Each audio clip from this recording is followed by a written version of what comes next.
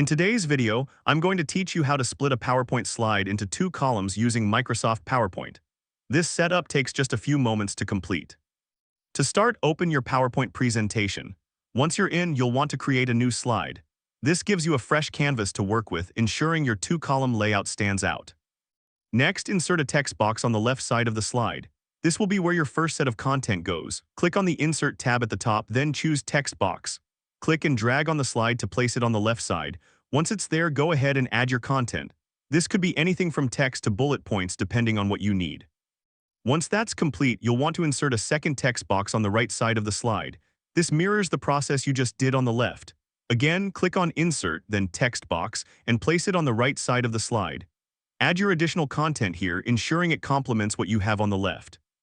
Now arrange both text boxes to create a two-column layout. You can click and drag each text box to adjust their positions, making sure they are aligned and evenly spaced. This step is crucial for achieving a balanced and professional look. From here, review the slide and make any adjustments as needed. Check that the text is readable and that the columns are aligned properly. You might need to tweak the size of the text boxes or adjust the font size to ensure everything fits well.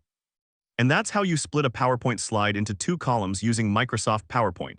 With these simple steps, you can create an organized and visually appealing slide that effectively communicates your message.